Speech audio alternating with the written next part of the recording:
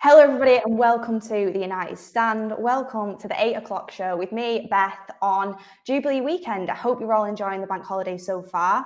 And we've got some good news to get into tonight. And we'll just have a general discussion, talk through the news, talk about Erik ten Hag, talk about the potential summer transfer window, and also got myself a little gin here. So get yourself a drink. It is my birthday celebrations tomorrow. 21 tomorrow, so make sure you have a drink on me and let's get into the show. So reports coming out around Frankie de Jong, reports coming out around Darwin Nunez, also stuff about outgoings, about Ten Hag having a little bit more control than what we thought over that, and also Jurrien Timber, James Garner, international games are going on as we speak, so them in the starting lineup, is that good for Manchester United going into the summer, going into potentially having these players back for pre-season? It is very exciting. So let's get into it first and foremost. It's coming out from Miguel Delaney that Manchester United are willing to play hardball for Frankie de Jong, as Barca hope for a fee of around 80 million. Their dire financial situation has weakened their hand in any negotiations as they are effectively desperate to offload players. Frankie de Jong is gradually coming to the realisation that to stay at Barcelona is unlikely. So, as we have in the title there, Frankie de Jong hardball, and that straight off the bat is negative for me. The fact that Manchester United are willing to play hardball over this transfer, I can slightly understand it because Frankie de Jong is going to need to be sold by Barcelona because of their financial situations. But Manchester United, if the money's sitting there and it's waiting to go, please just get this deal done. Because, of course, the main part of this deal is convincing the player to come. We know that Barcelona are willing to sell, and we know that Barcelona want to sell. So trying to play hardball over the price and we've not convinced the player yet, I'm not sure whether that is the greatest idea. And thank you to everyone in the comments wishing me happy birthday. I can see them coming up there. And yeah, it'll be exciting. And I'll be on the shows this weekend as well. So we'll celebrate a little bit more then. But on to Frankie de Jong, get in the comments now. Do you think it's the right move for Manchester United to play hardball over this transfer window when Frankie de Jong, as we heard in the 2 p.m. show with Adam, Ten Hag wants him to be the face of the revolution at Manchester United. He wants him to be the face of the new project. That's what Ten Hag's intention is. He's the main transfer that he wants Manchester United to get done this summer.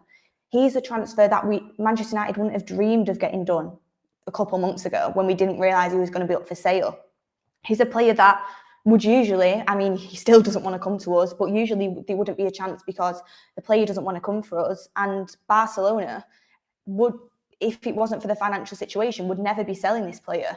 We know that Xavi really likes him. Talks coming out that apparently the board isn't as pleased with the performances as to what he would have thought, but he is a brilliant player. We saw the best of his talents under Ten Hag at Ajax, and we saw him go to Barcelona. And the stuff coming out about the board not being happy with performances, I've seen him play for Barcelona, and from what I've seen him play very well. Potentially not up to the standards of what they thought when they bought for him, but under Ten Hag, we've seen him play well. We've seen him play at the best of his ability, and we saw why Barcelona wanted to spend that money to bring him to the new camp. And unfortunately, it might not have worked out. But Manchester United, it's a perfect opportunity for them to swoop in and take a player that we never would have had a chance of getting. It's just whether they can afford to wait on the price and they can afford to wait on that and then not even convince Frankie de Jong to come. I mean, if we wait as long as we think we're going to wait, as it says there, they're willing to play hardball. What stops a PSG coming in and offering the money? What stops a Real Madrid? Well, not Real Madrid, because obviously they could clash over. But we were talking about it before, me and Draughty, the producer, that it wouldn't be as short because they've got so much money. And you also think about Man City; they're looking out for a midfielder. What if these big clubs that can offer Frankie de Jong what he wants comes in with this money because we're too busy playing hardball, and you miss out on that opportunity to get the deal done? It would just be typical Manchester United, and it would be really upsetting, especially to us, when you've got a chance of getting a player of this ilk. Well, get in the chat below, would you pay 80 million for him? Because that's the stumbling block here. Manchester United thought it'd be 55 to 65. It is actually going to be 80, and they think they can get Barcelona down, of course, haggling as they usually do. We've seen it with Jadon Sancho. Would you pay that for him? Doogie Yoon says 65 to 70 million would be ideal. I agree, but can we get him out of Barca for that price? You would say yes because of the financial situation, but waiting just prolongs other clubs to join the race, and that is the problem. I would say. Alex Robert says expect a deal to be struck next week. I mean, I hope so. That would be brilliant, but I see this going way into the transfer window. And people with the birthday messages, thank you so much. I really appreciate it. Make sure you have a drink on me over the weekend. And the Daily Debate says De Jong is really good, but does he really want to play for us? That's an important question that needs to be asked. And exactly, this is the thing, guys. We know, we've spoke about it on numerous shows. Frankie De Jong doesn't want to come to us. He really doesn't. But is it his choice? It's not his choice really to leave Barcelona. Of course, he gets a little bit of a say, but if Barcelona want to sell him on, he's going to have to look at the projects that are offered to him. And at the moment, it's only being reported that Manchester United are in for him. But if Manchester United go out of that, get battled out of this deal by a bigger club, we're not going to get him. And people would say, why are we going straight in offering that amount of money for a player that doesn't even want to play for us? Once you get him to Old Trafford and once you get him under the likes of Ten Hag, who has coached his player to play his best performances and who has a great relationship with the player, I'm sure you would see him start to develop and start to want to play for Manchester United. I don't think he's going to move somewhere and his attitude's going to stink and he's not going to want to play. He's sometimes, like we've been discussing on the show, which it is unfortunate because you want the badge to carry weight and you want the badge to convince players to come, but sometimes, especially when United are in the position that they're in, worst ever season, points-wise, and not in the Champions League, in the Europa League. And on top of that, the performances have been abysmal. It's been talked about worldwide how poor that we've been. It can take some convincing for a player to come, especially when he doesn't know if the manager, I mean, we hope the manager's going to work out, but it's a new manager. And that is the thing that can get us this player in. The manager, without Ten Hag, we 100% wouldn't have a chance. And again, coming from Miguel Delaney, Frankie de Jong's first choice by far would be to stay at Barcelona, but he's gradually coming to the realisation that it is unlikely. And that's the point there with de Jong. He wants to stay at Barca. We've seen this. We've heard him say it in an interview. We've heard him say it's his dream club. But he's not going to be able to if this financial situation continues, which it is going to. And you've seen the players that Barcelona are linked to. You see it within, I mean, Rafinha, Lewandowski, loads of players I've seen them linked to. I can't really keep up with it, if I'm honest, like the amount that they're linked to. And Ruben Neves has even been linked to him, someone that we've been in for. So if they're going to spend this money, they're going to have to take a cut elsewhere. They've not done it so far, so it's going to have to be by shipping players out and shipping the wages out. And Manchester United to haggle over the price at this point, if it was me, I would just try and get this done now, because the main priority would be to agree a price with Barcelona and then convince the player to come. Because if Barca are happy with the price and Manchester United go, right, we're not going to give you 80 million, but we're going to give you 70 to 75, I genuinely think that they would take that. I think they would take 70 to 75. They're not going to go for 55 or 65 this early in the window in case another club comes in. But right now, 70 to 75, when the valuation's 80, they would take that. So if we go in and agree a price, Barcelona go to de Jong, look, Xavi likes you, we wanted to keep you, but this is a situation, we need to take this money. And Manchester United are offering it. Next thing you know, Ten Hag's on the phone, I want to make you the face of a new project. If this succeeds, you're going to have the biggest fan base in the world, love and support. You're going to be loved within Manchester. The Premier League is the best league in the world. Everyone will be seeing your talents, selling the project. And Barcelona at the same time pushing him, saying, we need this money, de Jong, like, we don't want it any other way. That's when the deal gets done. When Manchester United are not even speaking to de Jong because they've not sorted a price tag out yet. I mean, I'm sure Ten Hag will still be speaking to him, but when the negotiations aren't fully in play, that is where it's going to be a long, drawn-out deal. And that is the problem here. It's like another quote from Miguel Delaney.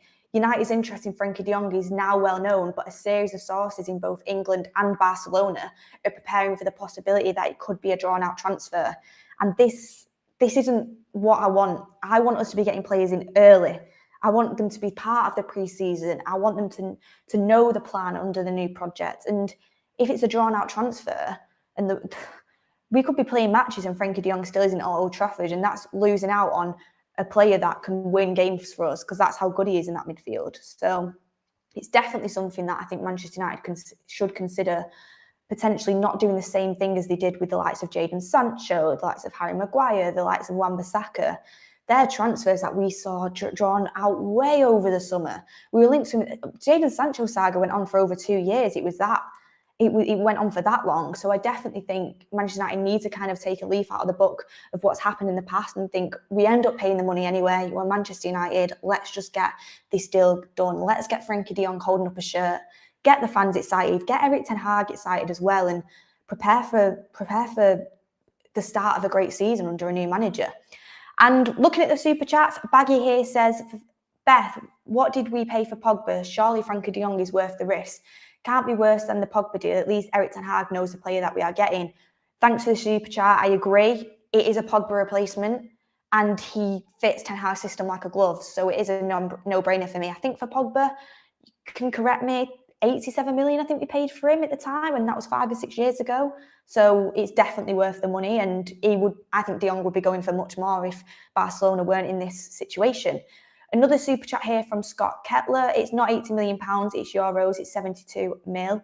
Well, on my quote here, I do have pounds, but if I stand corrected, it could be euros. But 72 mil pounds to 80 million euros, it kind of works out in the same value anyway. So obviously, when you look at the budget that Manchester United have got, you have to interpret that into euros because that is the way that you do transfers in the transfer market. A lot of it is in euros now. And Jake Smith, welcome to the United Stand Members Club. Thank you so much for joining. Sanchin Sharma says, hey Beth, Barcelona are nearing the Goldman Sachs deal worth 900 million. That could be huge for their economic situation and our chase for Frankie de Jong. Thoughts? I still think Barcelona are going to have to sell players. They're massively stuck in their financial situation. And from what I've read, it's not going away anytime soon. They had to sell Messi last year because of this situation. They're going to have to sell again. It's just who they sell to and when they do that. Because it's all well and good Barcelona coming out with these contradicting quotes. We want de Jong. We don't want de Jong. They want to sell him. If they didn't want to sell de Jong, start the transfer window. De Jong's our player. Despite the financial situation, we want to keep him. He's not going anywhere. Shut it down. No, they've been flirting with Manchester United in the news. They've been sending messages out there. We don't want to let him go, but our financial situation is bad. They don't want to sell him. They just want to get the best possible price because of their financial situation, which fair enough to Barcelona, that is what they should be doing.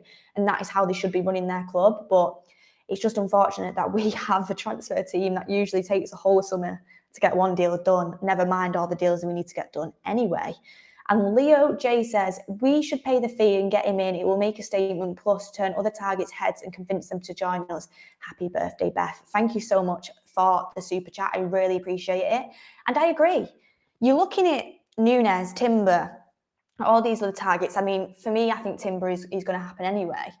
That we've got. You get Frankie de Jong in, a worldwide star, realistically. Everyone knows who Frankie de Jong is. Everyone knows he's a world-class midfielder.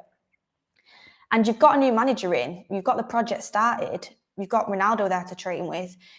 It shows positivity. It shows ambition as a football club.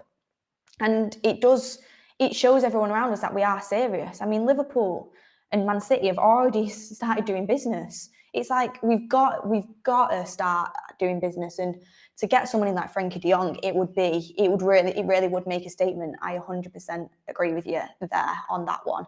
So Frankie de Jong, Manchester United playing hardball as we do usually see happen with this club, and if they do continue to haggle over a few millions, it really will baffle me for a player of that ilk that they don't even realistically deserve to be getting in the first place. So keep an eye on that. I know we heard from Luckhurst earlier this afternoon that transfers are likely to happen in August rather than June. And when I saw that quote, I know Adam's talked about it, but I wanted to bang my head against a brick wall. I understand Ten Hag wanting to evaluate the squad of what he's got in pre-season. But what I don't understand is risking going into the season with your signings not complete, not settled in, and not up to the standard that Ten Hag will want through fitness, through in all of the tactics that he will have gone through, the project, the explanations, all the team talks in pre-season, in the training, to not have the players in for that and to have them playing catch up at the start of the season would be ridiculous. It would be crazy, especially after how poor we've been last season. We want to be a well-organised football club who knows what they're doing and has everything in line. Having that happen would be absurd, in my opinion, completely absurd. But won't be surprised if it happens because it is Manchester United we're dealing with, and this is usually what happens every transfer window. There'll be a deadline day, signature signing. It wouldn't surprise me, honestly, if that happens again, but I'm hoping we're turning in a different direction. Mario Franco says, I respectfully disagree. Barca's finances are no worse than we think. They literally can't list their new signings. United need to get their price lowered. I mean, fair enough. Again, it's not my money that we're spending, so maybe that's kind of where it sways my head. But I'd rather just confirm we get this deal done, because to kind of combat you on that, what if we start playing hardball and then Manchester City think, oh, we need a midfielder, because they do. We can't get our target, or this isn't going to work in this way. Jong looks good. Let's go and offer the money.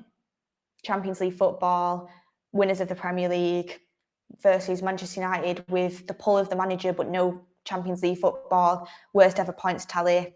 What are they going to do?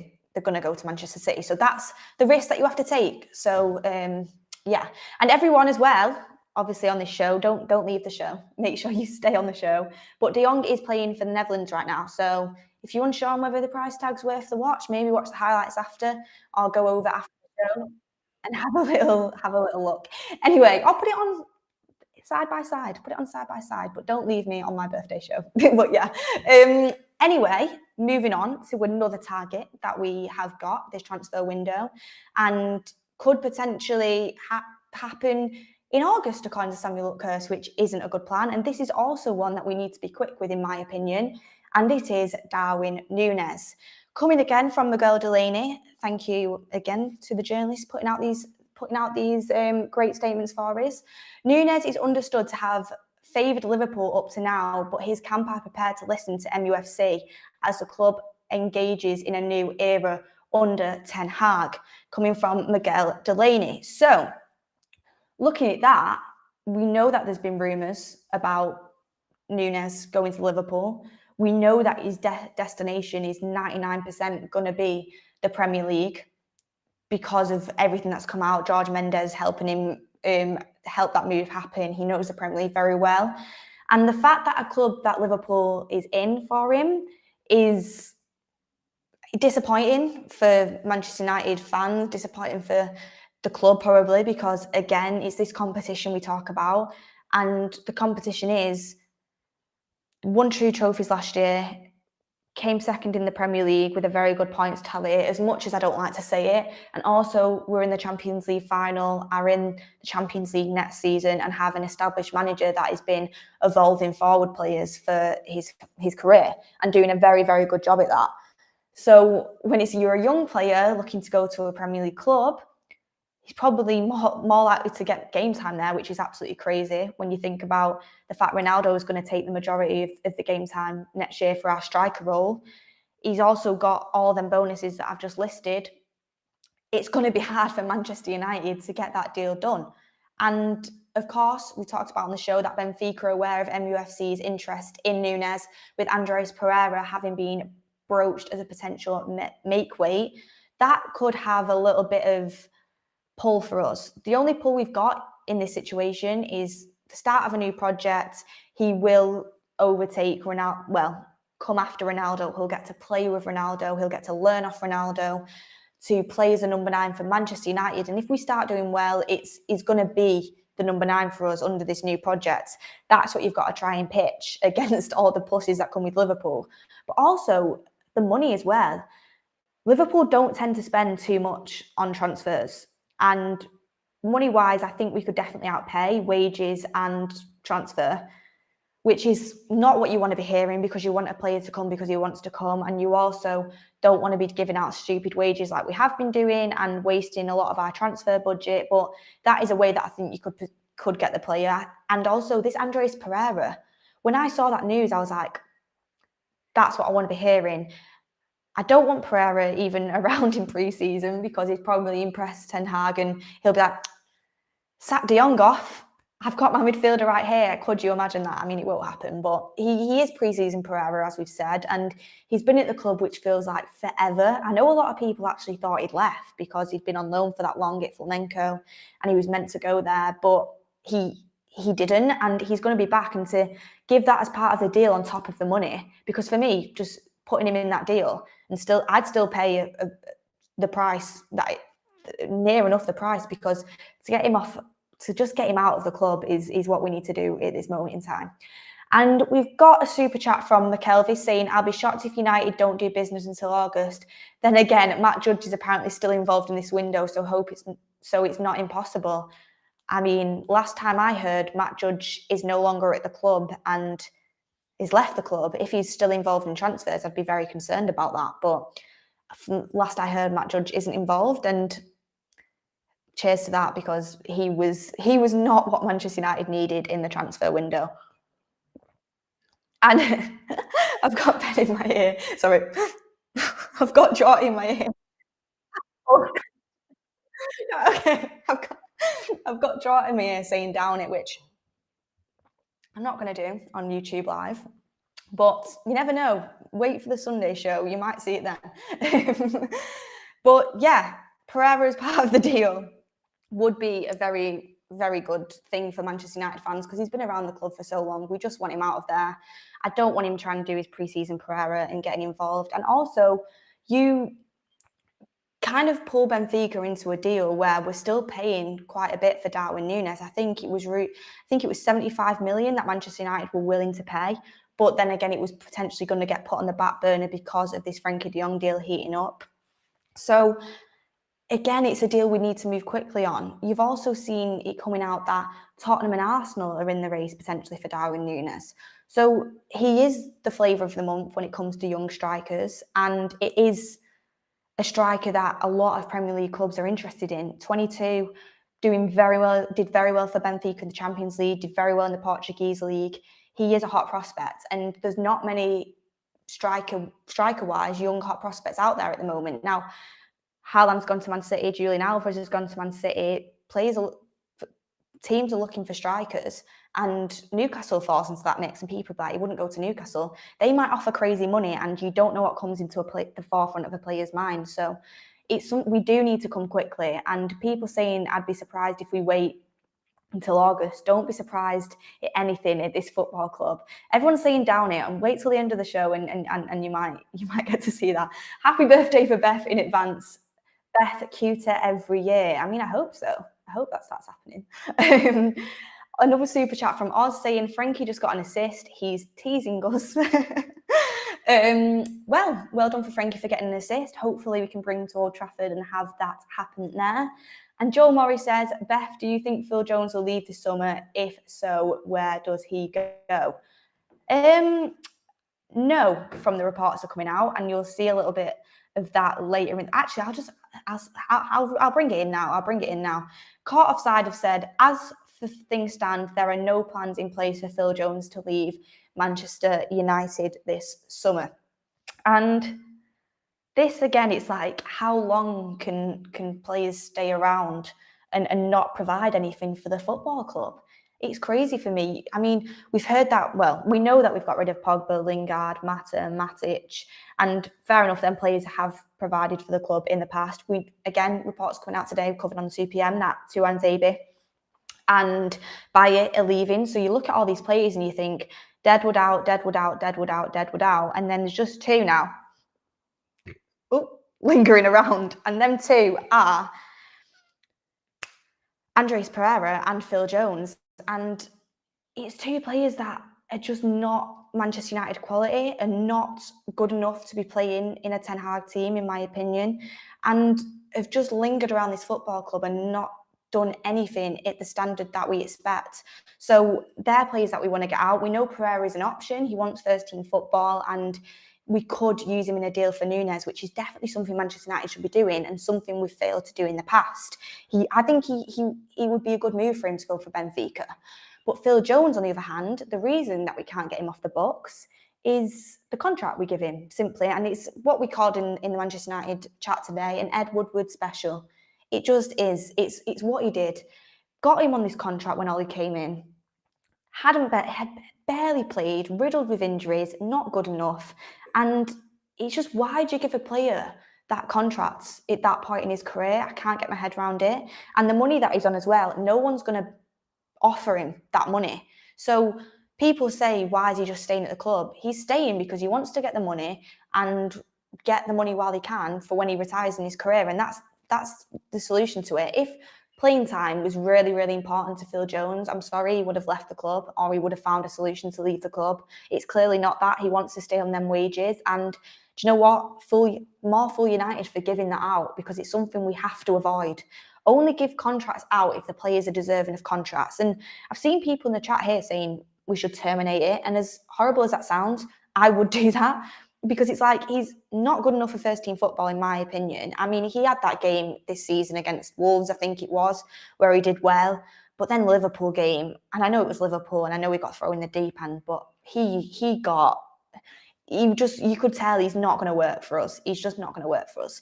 So I would do that. I'd get him off the books, pay him out, gone, get someone in who can actually do the role and isn't going to just take up a seat on the bench and not really do anything. But everyone get in the chat what you would do with it, because a lot of people are telling me to please respect Phil Jones.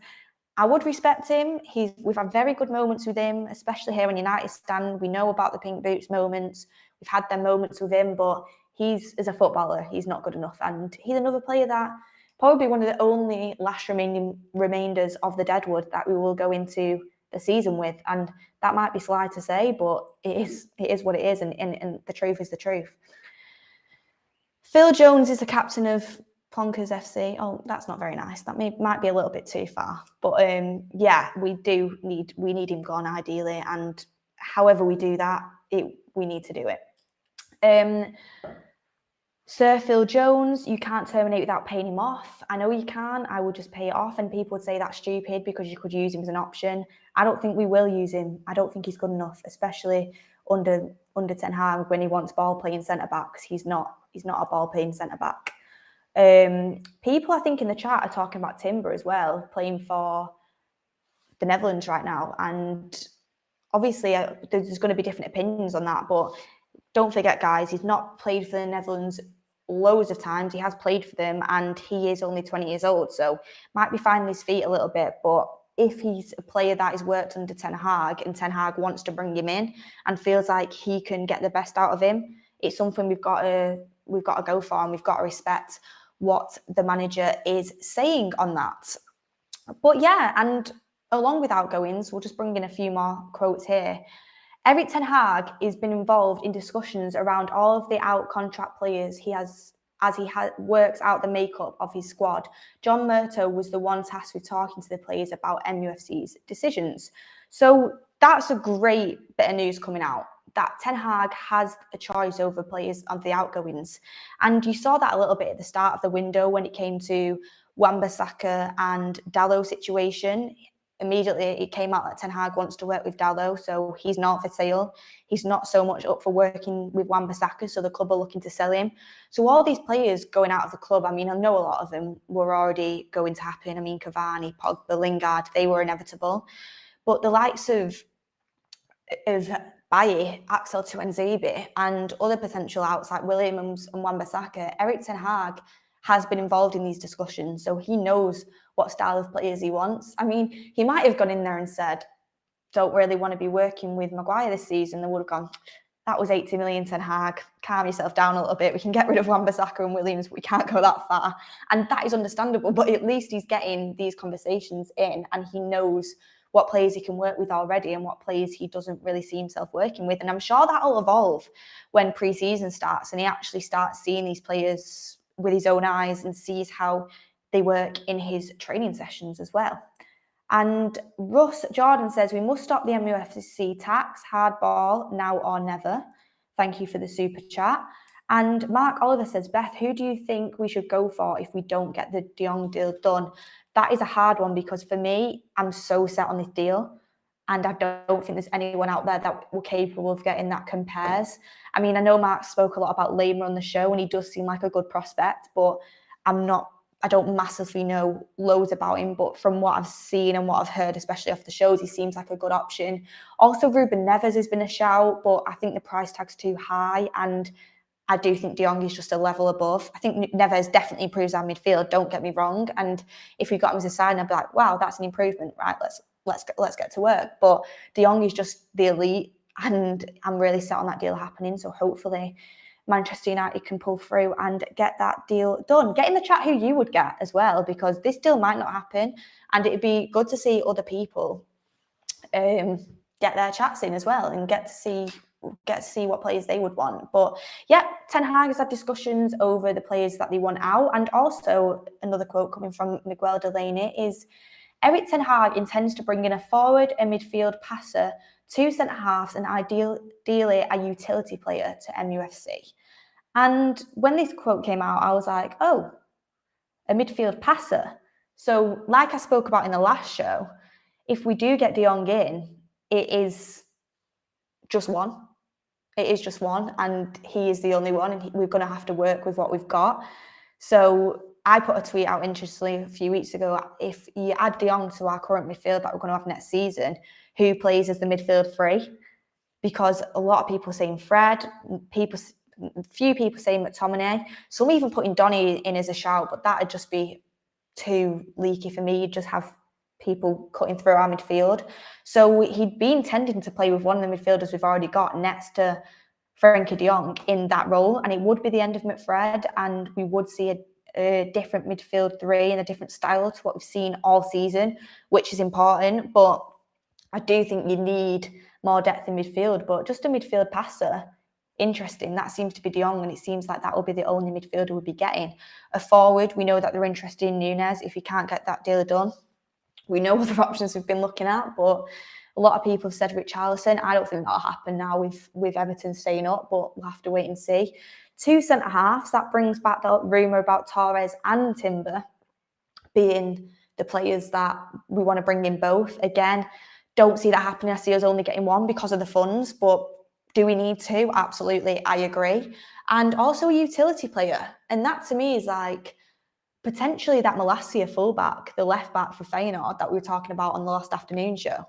A player that's going to compete with Luke Shaw, isn't going to be starting straight away, young, can evolve into the left back that we need in the Premier League. That could be the utility player. So with all these players that Ten Hag wants, it seems like it's going to be an exciting window for us, and it seems like it's going to be an exciting time for us Manchester United fans. But apparently Luckhurst has said that we're not getting anyone, not going to probably get any deals done for August. So Manchester United need to be on the ball. They need to be looking at these deals, and we need to start getting some deals done. And I definitely think if it gets to the end of June, the start of pre-season, and when the internationals are over and we've not got in any talks with any players and we're not at the near stage of signing anyone, that's when I will start to get a little bit worried.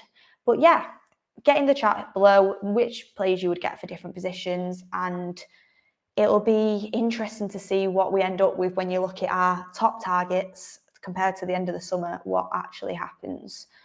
Someone's Games with James has used De Jong as a CDM and played Donny CM and Bruno Cam. It wouldn't work. I mean, I'd hope, let's watch Ten Hag start with that on the open day of the season, but I don't think it'd be work. There's too many forward-thinking players there. Bruno wants to get forward. Donny wants to get forward. De Jong can play in a deeper role, but wants to get forward quite a lot, so I don't see that working. Paul McLean says get Neves, definitely an option for Manchester United, but I would prefer De Jong. Beth, do you think Bruno will be part of Ten Hag's plans next season? I do. I know he's had a very inconsistent season, and there definitely needs to be blame coming onto him for some parts of our season, but I think he's a brilliant player, and I think Ten Hag will definitely see the potential in Bruno. And if Ten Hag can discipline Bruno in his game, he could be brilliant for us, a brilliant number 10. So I hope I see that happen next season. And one thing that maybe we can prove Ricky wrong on, because he seems to be right about a lot recently, hasn't he? And Alex Marvin says, Beth, would you be happy to see Garner in midfield? Personally, I'd loan him out another year, but again, I think he's up to standard to our midfield at the moment. So wouldn't be surprised if you saw him stay. That'll be another one that we have to look out on in pre-season. But moving on to the goalkeeper situation, Samuel Luckhurst has come out and said he Dean Henderson wants the Newcastle deal done early, and there's been no indication so far that he should hang around. United are looking at options to replace him. That is news that we've heard quite a bit, but it's gone a little bit silent around this week. This coming back out now, to me, it just shows that Dean Henderson does want to leave this club. He wants to play first team football. And looking at replacements, the likes of Batman and Darlow have been put into the mix there by Samuel Luckhurst.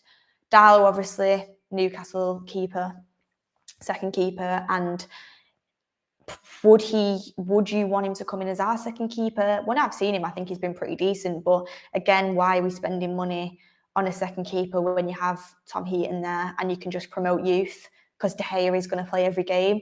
It's a waste of the budget, in my opinion. But then again, I was speaking to someone today about this subject, actually, and they were saying, when have Manchester United ever had a second keeper that recently that hasn't been of a very good standard? And I think that brings it back to Romero. He was such a good second keeper for us. Whenever we needed him, he'd play outstandingly in De Gea's place. Obviously, that ended on bad terms because of what happened. But he was the perfect second keeper. Then we brought in Henderson, which it wasn't the perfect second keeper, even though he's a very good backup option and people are arguing for him to start. It just creates, that's where you go too far over the line, where it creates too much competition between the two keepers and you're not sure whether the first keeper is going to keep his place. When Henderson first came in, there was arguments either or. I think it's very off-putting. And now, if Henderson goes to Newcastle, which, I mean, selling him to a rival, it's a little bit, get your thoughts in about that. I would be happy for this deal to take place because he needs first team football and I'd like to get the money for him to spend. But also, if it was a loan, that'd be fine as well. But are you just loaning to sell? Do you just get the money now and cash in and add it to the transfer budget? It's an interesting question, but it's good that Dean Henderson's pushing to go. He wants first team football. We want to get money for him, and it's money that we can add to the transfer budget as well because we need money to come in. It's just, I think Heaton is a good enough second keeper for the games he's going to play, to be honest with you. But some people might want a better standard, so get in the chat what you would want below. The World of Lewis says, Matthews Lewis, Sporting Lisbon, 23 years, centre mid, 6-0, market value 35 million isn't, well, I can't read the rest of that.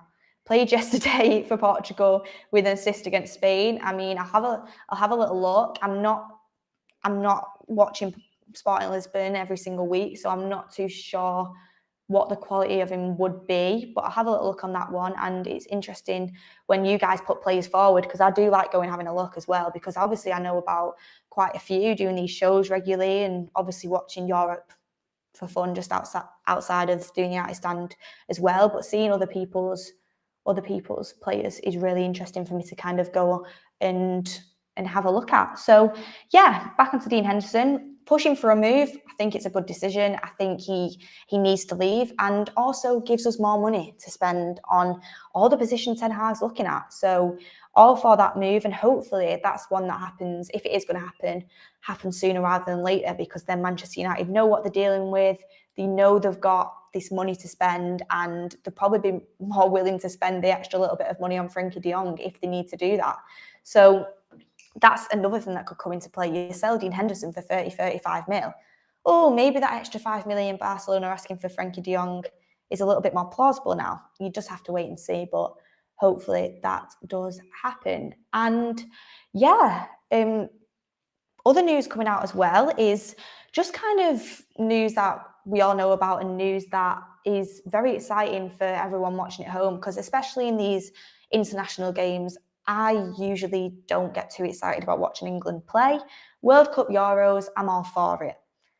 These types of games, especially when there's not many United players in there, it's just like, well, I'm going to watch it because there's no football, but it's not as exciting as watching Manchester United play every week. But good news is that James Garner, who loanee for Nottingham Forest, won the playoffs with Nottingham Forest, might be coming back to Manchester United this season, actually has started for England in their under-21 Euro match against Czech Republic this evening. So that's definitely something I'll be giving a watch. And this is really positive news because Garner is a player that is on the edge of coming back, making it into the squad at Manchester United.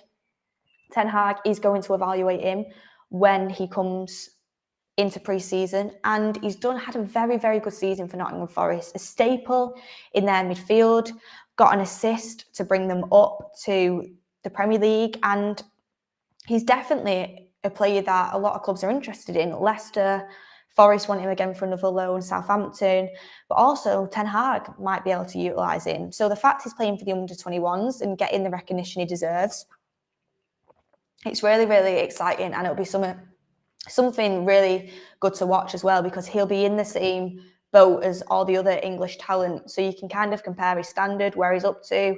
Is he ahead of the other English talent that are playing? Does he look a little bit off the pace? It'll be good to watch. It'll be really good to watch. I mean, I saw Emile Smith-Rowe scored a goal in that game, and he's obviously playing regular football for Arsenal. If he fits into a team like that and he plays like we know he can play, it could be an opportunity for him to come back to Manchester United and potentially get some time in the first team. So definitely take a look at that.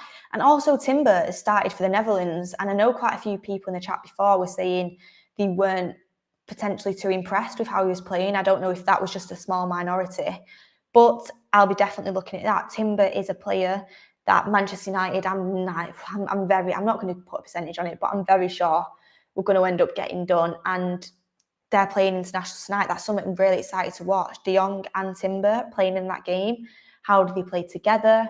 Are they playing well? Is Timber up to it at this level? Does he fit in with the likes of Van Dijk, who he's playing alongside? It'll be interesting to watch. And I mean, I know he's only 20, so you've got to take that into consideration. And he's obviously only played Dutch football so far. But do you think he has the potential to succeed in a Manchester United team? It's something I'll be definitely keeping an eye out on. And that's just something, that's the only good thing really that for me at this point of the season comes out of these international games. You get to scope out potential signings for Manchester United. You get to scope out the players that they're playing with, players for your club as well. I mean, we saw Fred started again for Brazil. He's starting over Fabinho in the Brazilian team. And then you get McTominay starting as a third centre back for Scotland and not playing very well, and also going out of getting beat by Ukraine. I think it was 3-1 they got beat. So you get to judge these players among the rest of the players, and it's going to be really fun to see what the results are tonight.